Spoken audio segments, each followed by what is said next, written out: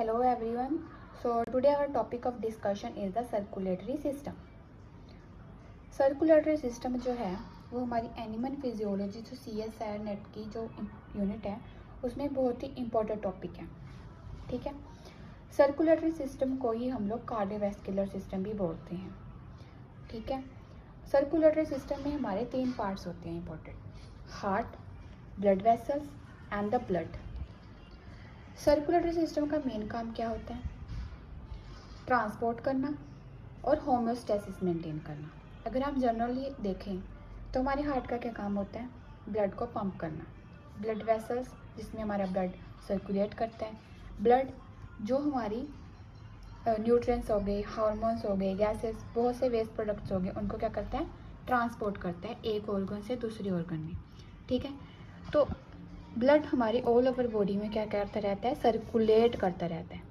ठीक है, अब सर्कुलेटरी सिस्टम के हमने 2 काम देख लिए, एक तो ट्रांसपोर्ट करता है, दूसरा होम्योस्टेसिस मेंटेन करता है। हमारी बॉडी का जो इंटरनल एनवायरनमेंट है उसको एक स्टेबल रखता है, उसको होम्योस्टेसिस मेंटेन करता है। ठीक है, अब हम इसमें जो 3 पार्ट्स हैं हमारे सर्कुलेटरी सिस्टम में, heart, blood vessels and the blood. Okay, हम इन तीनों को पढ़ेंगे, बट आज हम सबसे पहले पढ़ेंगे ब्लड को।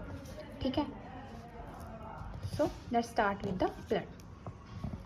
आगे तो ब्लड क्या है? एक कनेक्टिव टिश्यू है। अब टिश्यू हमें पता है क्या होता है कि बहुत सारे सेल्स मिलकर टिश्यू बनाते हैं, टिश्यू से ऑर्गन बनते हैं, है ना। सो टिश्यूज़ की भी बहुत सारे टाइप्स होती हैं आगे। ठीक है, तो उनमें से ही एक टाइप है कनेक्टिव टिश्यू। अब कनेक्टिव टिश्यूज़ के बारे में थोड़ा पढ़ लेते हैं पहले हम। कनेक्टिव टिश्यूज़ से हमें नाम से ही पता चल रहा है कि क्या करते होंगे, ये कनेक्ट करते होंगे। ठीक है, ये करते हैं कनेक्ट करने में। कोई ऑर्गन्स हो गए 2, उनको कनेक्ट करने में हेल्प करते हैं, या फिर एक कोई मसल्स हो गई उनको कनेक्ट करने में हेल्प कर रहे हैं, या फिर मसल्स को एक बोन के साथ में कनेक्ट करने में हेल्प कर रहे होंगे। ठीक है, या स्किन को हमारे मसल से कनेक्ट करने में हेल्प कर रहे होंगे। तो वो सारे क्या है? टिश्यूज़ हो गए जो कनेक्ट करने में हेल्प कर रहे हैं। ठीक है, अब जो कनेक्टिव टिश्यूज़ हैं ये किससे बने होते हैं?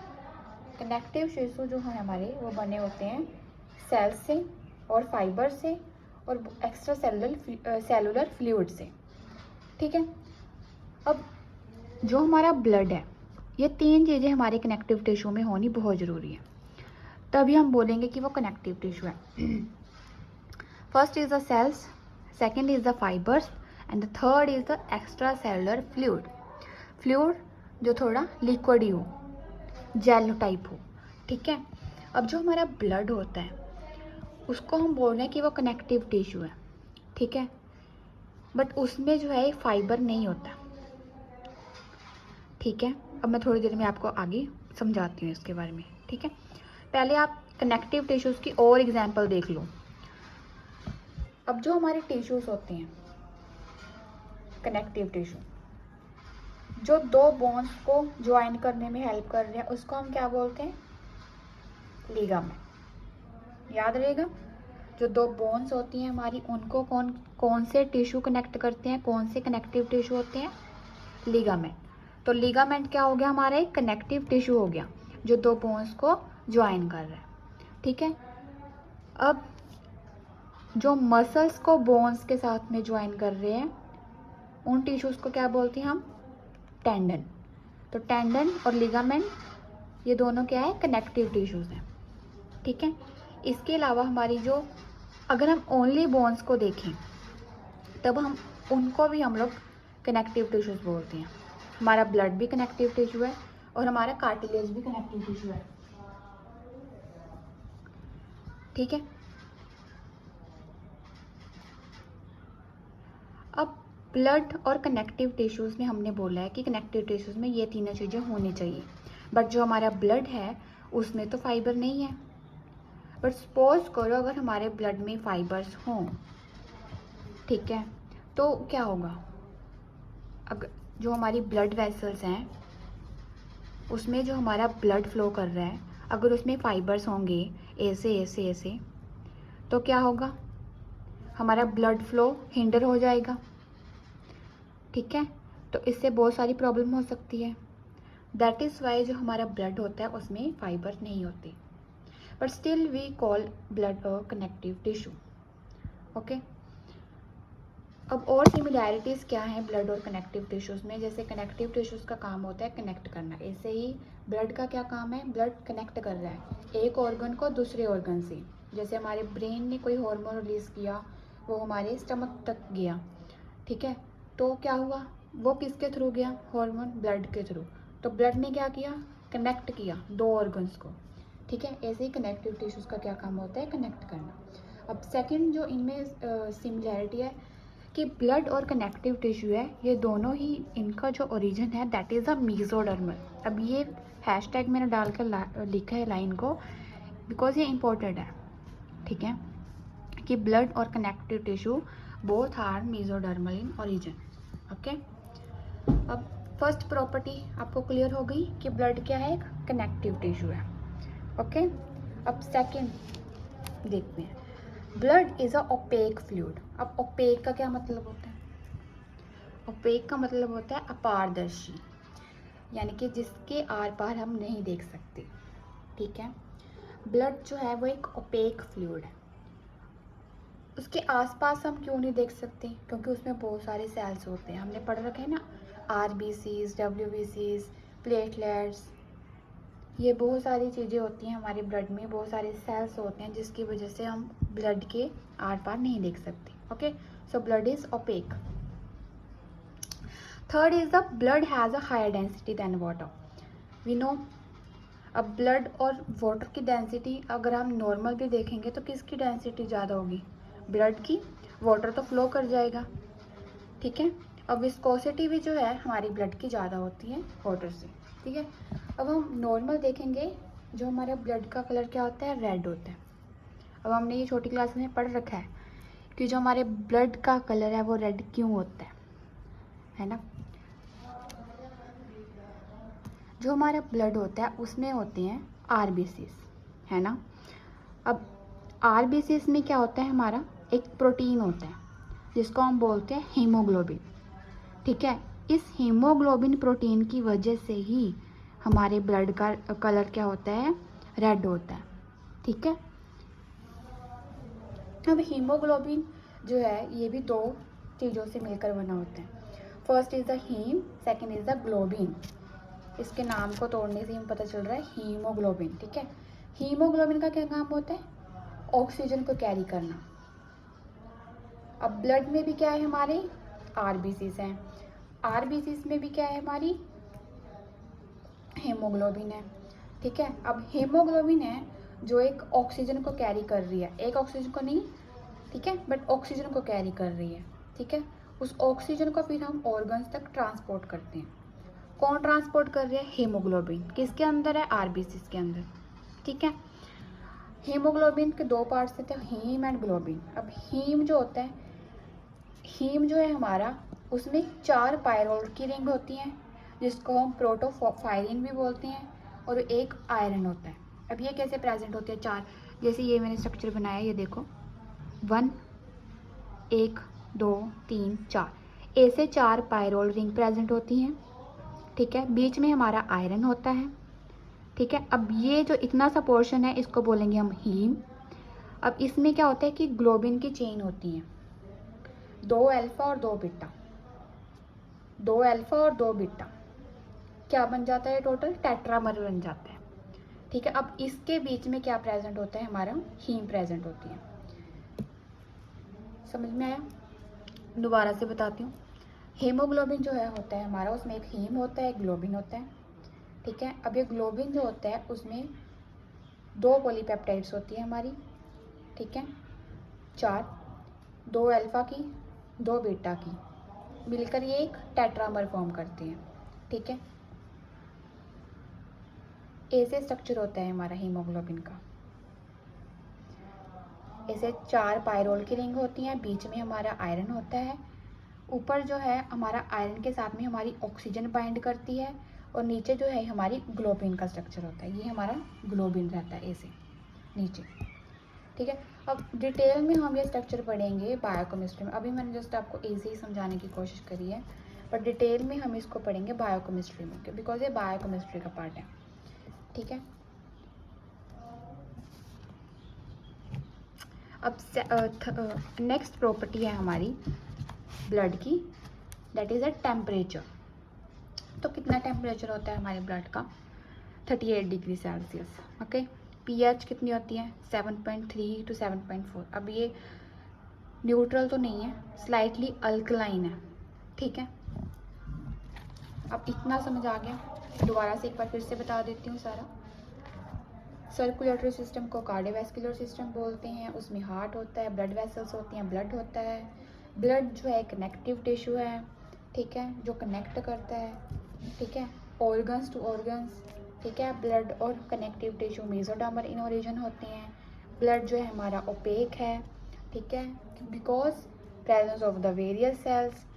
Blood has a higher density than water. Colour is red due to the presence of the RBCs and the haemoglobin.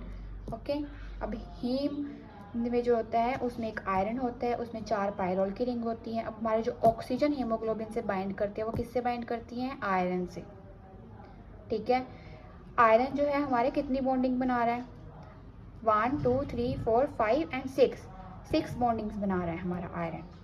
ठीक है, कितनी बॉन्ड्स बना रहा है आयरन हमारा? 6 बॉन्ड्स बना रहा है।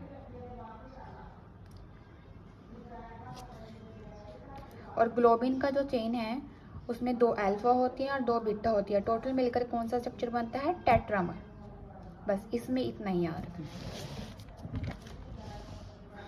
ओके, अब नेक्स्ट है हमारा जो ब्लड है उसकी कॉम्पोजिशन देखते हैं कि ब्लड में हमारे में क्या क्या चीज़ें होती हैं। ठीक है, सो जब हम किसी भी इंसान की बॉडी में से ब्लड निकालते हैं, कोई भी सैंपल लेते हैं ब्लड का, फिर हम उसको एक टेस्ट ट्यूब में डालते हैं। फिर टेस्ट ट्यूब में डालने के बाद हम एक सेंट्रीफ्यूगेशन की मशीन होती है जिसमें हम उस ट्यूब को रख देते हैं। ठीक है, फिर वो मशीन ऐसे गोल गोल गोल घूमती है। ठीक है, सेंट्रीफ्यूगेशन करते हैं हम उसकी। ठीक है, फिर उसके बाद क्या होता है कि हमारा जो ब्लड है वो क्लॉट हो जाता है, ऐसे अलग अलग हो जाता है। ब्लड के जो डिफरेंट पार्ट्स हैं वो अलग अलग हो जाते हैं। ठीक है, ब्लड में से प्लाज्मा हमारा अलग हो जाता है, फॉर्म्ड एलिमेंट्स हमारे अलग हो जाते हैं, सीरम हमारा अलग हो जाता है। ठीक है, तो ये सब कैसे हुआ? सेंट्रीफ्यूगेशन की वजह से हुआ, जब हमने उसको गोल गोल तेज तेज घुमाया। अब सेंट्रीफ्यूगेशन जो है टेक्निक हम हमारी 13 यूनिट में पढ़ेंगे अच्छे से, फिलहाल आप इतना ही समझ लो। ठीक है, तो अभी हम देखते हैं जो हमारा फॉर्म्ड एलिमेंट्स है। फॉर्म्ड एलिमेंट्स में हमारे सारे सेल्स आ जाते हैं। ये हमारा 45% पार्ट होता है हमारी पूरे ब्लड का। ठीक है, जिसमें हमारा सेल्स कौन से होते हैं? RBCs, WBCs और platelets.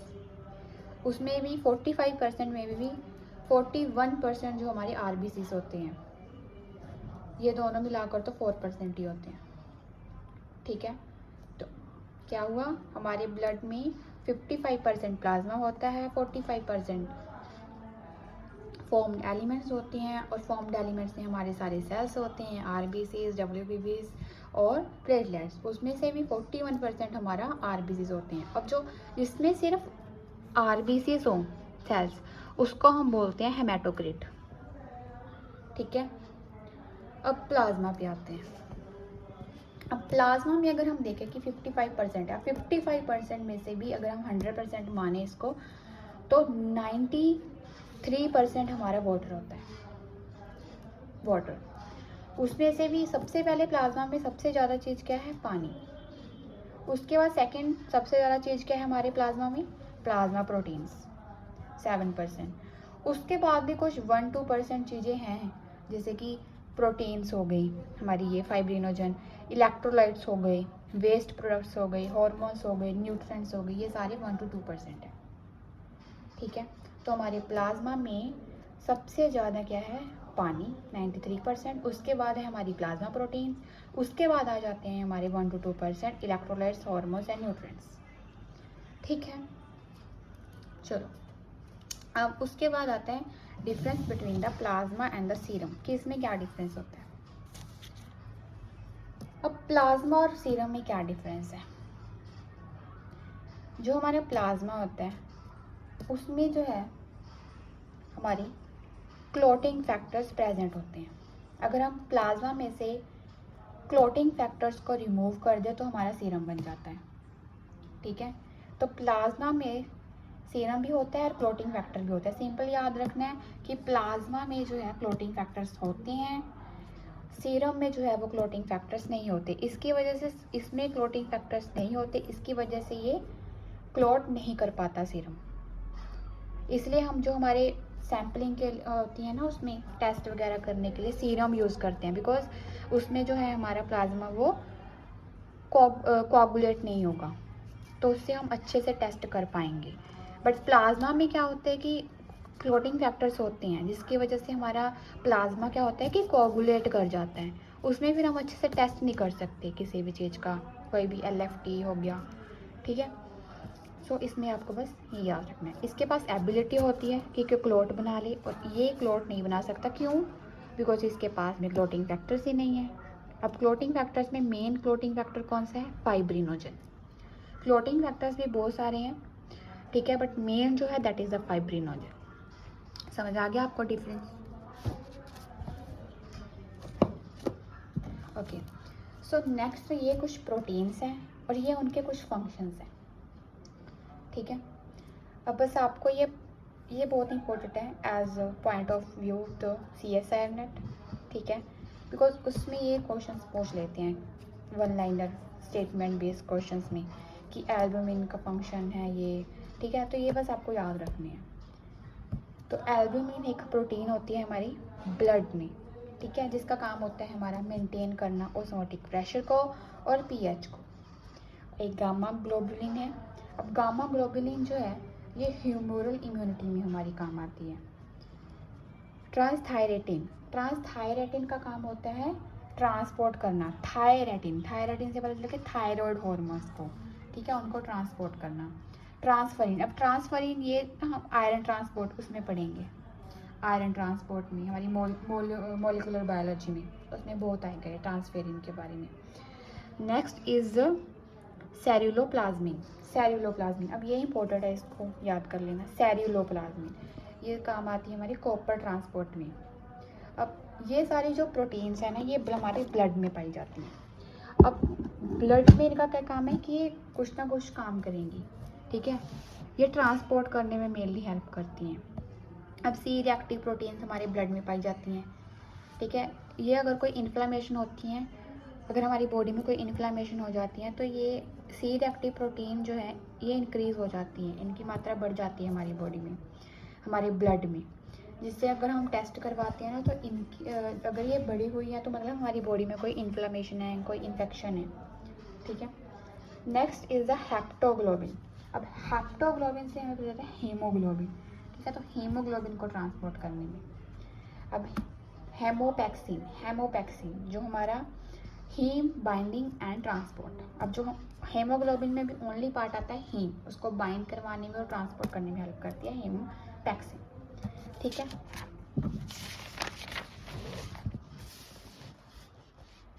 Okay, next is the alpha 1 anti protease. अब एंटी प्रोटीएज एंटी, ठीक है, तो इसका काम है ट्रिप्सिन और जो प्रोटीएज को इनहिबिट करना। प्रोटीएज का काम क्या होता है? प्रोटीन को ब्रेक करना। ठीक है, तो ये उसके एंटी काम करेगी, ये इनहिबिट करेगी उसको, उसका काम करने नहीं देगी। ठीक है, एंटी फैटोप्रोटीन इसका काम होता है osmotic regulation. Next is the anti thrombin 3। ठीक है, ये भी एक क्लॉटिंग फैक्टर ही है हमारा। ठीक है, प्रोटीएज इनहिबिटर है ये भी एक। ठीक है, कोगुलेशन सिस्टम में हमारा काम आता है। नेक्स्ट इज द सेल्यूलोप्लाज्मिन, ये हमने पहले भी देख लिया, transport of the copper. Next is the fibrinogen जो हमारा क्लॉटिंग में काम आता है। Anti thrombin C protein C। ठीक है, inhibition of the blood clotting. Steroid hormone binding globulin. अब जो स्टेरॉयड हार्मोन बाइंडिंग है हमारे ब्लड में जो है, अब ब्लड में जो है हमारे वो पोलर जो है वो ही जा सकते हैं। ठीक है, ट्रांसपोर्ट हो सकते हैं। अब नॉन पोलर ट्रांसपोर्ट नहीं हो सकती। हमारी जो स्टेरॉइड्स हो गए, जो हमारे लिपिड्स के बने हुए हॉर्मोन्स हैं, ठीक है, वो ट्रांसपोर्ट नहीं कर सकते। तो उनको ट्रांसपोर्ट करने के लिए हमें चाहिए स्टेरॉयड हार्मोन बाइंडिंग ग्लोबुलिन्स। तो उनको कौन ट्रांसपोर्ट करेंगे, ये, ठीक है। उसके बाद आती है हमारी एक टेक्निक, सीरम प्रोटीन इलेक्ट्रोफोरेसिस। अब इलेक्ट्रोफोरेसिस का क्या काम होता है, ये भी हम पढ़ेंगे 13th यूनिट में। मेनली आपको बता देती हूँ। इलेक्ट्रोफोरेसिस का काम होता है हमारा सेपरेट करना, ठीक है। It is an easy inexpensive method of separating proteins. अब उस CSR में हमारे क्वेश्चंस ऐसा आएगा कि सीरम प्रोटीन इलेक्ट्रोफोरेसिस का फंक्शन क्या है, ठीक है, इसका क्या काम है। तो क्या काम है, सेपरेट करना प्रोटीन्स को, ठीक है। और on the basis of what, किसके बेसिस पर सेपरेट करेगी, चार्ज के बेसिस पर भी कर सकती है, साइज के बेसिस पर भी कर सकती है, शेप के बेसिस भी कर सकती है। ओके, सो बस ये दो चीज़ें हैं इसमें याद करने वाली, is separating the protein on the basis of the charge, size and the shape, ठीक है। अब इसकी एक ये ग्राफ जो है हमारा, ये पूछ सकते हैं, ठीक है। ये एक दिया हुआ है आपको चार्ट, जो है इलेक्ट्रोफोरेसिस करी गई है सीरम प्रोटीन की। अब जो हमारा सीरम है, सीरम क्या था, जिसमें क्लोटिंग फैक्टर्स नहीं होते, ठीक है। जो प्लाज्मा में क्लोटिंग फैक्टर्स नहीं होते उसको हम बोलते हैं सीरम। अब सीरम में जो हमारी प्रोटीन्स पाई जाती हैं उसका ये एक इलेक्ट्रोफोरेसिस बताया हुआ है इन्होंने, ठीक है। तो उसमें जो है ये एक यानी कि सबसे ज़्यादा प्रेजेंट होगी, है ना, ये कम होगी, ये भी कम होगी, ये भी कम होगी। तो ये सबसे पहले जो प्रेजेंट है दैट इज़ द एल्ब्यूमिन, ठीक है। तो इससे हमें ग्राफ को देखने से पता चल रहा है कि ये सबसे ज़्यादा प्रेजेंट है। एक हेल्थी पर्सन में albumin is a major protein component of serum and close to positive electrode. मतलब ये पॉजिटिव इलेक्ट्रोड के पास में है, तो ये खुद कैसी होगी, नेगेटिव। तो एल्ब्यूमिन आप कैसी होगी, नेगेटिव, ठीक है, बिकॉज ये पॉजिटिव इलेक्ट्रोड की तरफ अट्रैक्टेड है। अब जो कोई हेल्थी पर्सन होगा उसमें एल्ब्यूमिन की मात्रा सबसे ज़्यादा होगी। और जो ग्लोबुलिन के जो ये 5 टाइप्स हैं, alpha 1, alpha 2, beta 1, beta 2, gamma, ये ग्लोबुलिन के सारे टाइप्स हैं, ठीक है। ये मैंने पीछे पढ़ाया था ना आपको, गामा ग्लोबुलिन, ये देखो ह्यूमरल इम्यूनिटी में काम आते हैं। ऐसे ही ये जो सारी ग्लोबुलिन प्रोटीन्स हैं ये अलग अलग काम करती हैं, ठीक है। अल्फा 1 का अलग होगा, अल्फा 2 का अलग होगा। अब ये अल्फा 1, अल्फा 2 हेमोग्लोबिन बनाने में हेल्प कर रही थी, है ना, बीटा 1, बीटा 2। अब गामा का ह्यूमरल इम्यूनिटी में काम होता है। तो ये सारी अलग अलग मात्रा में प्रेजेंट होती है हमारे ब्लड में, हमारी प्लाज्मा में, ठीक है। नॉर्मली ये ऐसे प्रेजेंट होती हैं कि एल्ब्यूमिन सबसे ज़्यादा होगी, बाकी कम होंगी। बट अगर किसी इंसान में एक्यूट इन्फ्लामेशन होगी, कोई इन्फेक्शन होगी जिसकी वजह से इन्फ्लामेशन होगी सेल्स में, अगर वो होगी, उसकी वजह से क्या होगा कि जो हमारा अल्फा 1 है, अल्फा 2 है, बीटा 1 है, बीटा 2 है, गामा, इनकी मात्रा जो है वो बढ़ जाएगी। और जो हमारा एल्ब्यूमिन है इसकी मात्रा वो है कम हो जाएगी। समझा गया। तो ये ग्राफ देखकर भी पूछा जा सकता है आपसे, ठीक है। इससे पूछ लेंगे कि इससे आपको क्या पता चल रहा है, ठीक है, कि एक हेल्थी पर्सन का ग्राफ है या फिर किसी ऐसे पर्सन का जिसमें कोई इन्फ्लामेशन हुई है, ठीक है, कोई डिजीज़ बता देंगे, या फिर कि इसमें ये इन्फ्लामेशन हो रही है, इसमें ये इसकी वजह से इन्फ्लामेशन हुई है बॉडी में, तो उसकी वजह से कैसा ग्राफ बनेगा। तो वो या ऐसा ग्राफ दे देंगे या फिर ऐसा दे देंगे कि एल्ब्यूमिन की मात्रा कम हुई हो और इनकी मात्रा बढ़ गई हो, तो हमें वो टिक करना होगी कौन सा सही है। तो हमें याद रखना है कि अगर इन्फ्लामेशन होगी तो इनकी मात्रा बढ़ जाएगी, एल्ब्यूमिन की मात्रा कम हो जाएगी, ठीक है। और हाँ, एल्ब्यूमिन जो है that is our negatively charge, because वो पॉजिटिव इलेक्ट्रोड की तरफ प्रेजेंट है। ऐसे ये गामा क्या हुआ हमारा फिर, पॉजिटिवली चार्ज, बिकॉज ये नेगेटिव इलेक्ट्रोड की तरफ प्रेजेंट है, ठीक है। ओके, आज हम इतना ही पढ़ेंगे, बाकी हम कल पढ़ेंगे हेमेटोपोइसिस के बारे में, red blood cell formation, white blood cell formation. Okay, thank you.